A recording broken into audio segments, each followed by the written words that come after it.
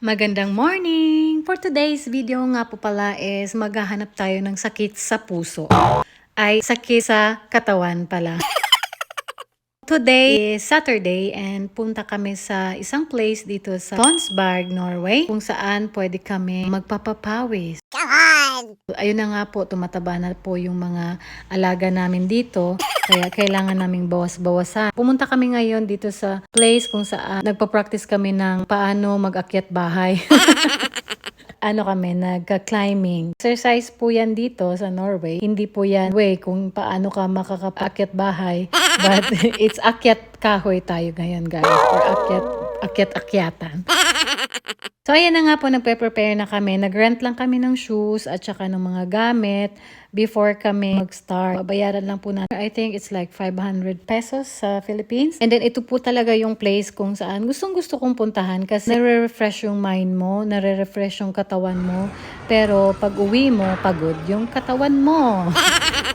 So, ayan na nga po. Start na kaming akyat at mag-climbing. Ano ba yun sa Tagalog yung climbing? Kaya hindi ko na alam. Ito na nga po yung pinakauna naming pinuntahan. Yung pinakamataas talaga ha. Kalain nyo. Ayan yung mga kantin nila dyan. Makikita nyo sa paligid. At saka yun sa mga pambata. So, ayan. Naabot na nga niya yung pinakamataas. Grabe naman talaga tong asawa ko. Kung saan parang unggoy lang na sobrang bilis umakyat. So, sobrang pagod na ako dyan, guys. Kasi nga, hindi ko maakit-akit yung pinakamataas dyan. Kailan nyo naman ako, ayaw magpatalo sa asawa ko. Ayan, pagod ka na, besh. Akyat pa. Gusto mo talaga. Alam mo naman kasing ikakasakit yan ng katawan mo. Go nang go ka pa rin. Sige, hala, lubusin mo pa hanggat kaya pa ng katawan mo. So, ito na nga, ayaw kasing magpatalo, umulit na naman. Kailangan niya talagang talunin yung asawa niya kasi nga, competitive tayo guys. So, ayaw natin magpatalo. Lalo na pag mga Pinay tayo. Yun, ipaglaban ang ating bandila. Kahit masakit na sa katawan, go lang ng go. Ayan, sinubukan ko na naman ulit at tinatry ko talagang pag-isipan kung paano ko talagang akyatin yung mahabang akyatan na yan. Kasi guys, alam nyo, nung bata pa ako, ang dami kong inaakyatan. Lahat na inakyatan ko, akyat bahay lang yung wala. Charot! Pero ayun na nga guys, sobrang competitive tayo. Hala, go lang ng go. Alam mo naman yung mababali na yung buto mo, mababali na yung katawan mo, go ka pa rin.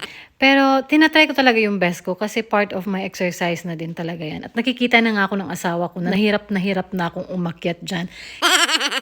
Kasi pagod na ako, pero go pa rin. For your information kasi, yung asawa ko, no, nakalamang-lamang lang sa akin ng konti. May pinag-aaralan siyang about mountain climbing na yan or climbing na yan. Hindi ko alam kung ano sa Tagalog yung climbing. Please help. Ayan, tinuturuan niya ako kung paano yung technique na pwede kong gawin para maakyat ko hanggang sa taas. So, ayun, first attempt, wala na naman. Nahulog na naman ako. Pero hindi yung literally nahulog, guys. Ha? May lubid tayo, may lubid. Ay, napapaturo na ako sa kanya. Okay, kung pupunta ako dyan, paano ako makakapunta dito? Kung pupunta ako doon, paano ako makakapunta dito? So, medyo mahirap, guys. Kasi kailangan mo talagang, hindi lang kasi basta-basta yung aapakan mo lang na bato dyan. Kailangan mo din apakan yung the same color. Yan yung challenge yung color na kailangan mong i-follow lang kasi yung by color, by level, yan yung nangyayari dyan guys. Kaya competitive yung ate mo, so tinry talaga natin i-follow yung rules. Rules is rules. Yung color, ayun, nabangga na nga ako, aray ko po, ayun na nga po, agay, kasakit sa likod. Ayan, ginusto mo yan, ginusto ko to. So, ginusto natin to guys. O, pahinga na kasi masakit na. Ayan na, tinatawanan pa talaga ako ng asawa ko. Ang sarap mong karatihin.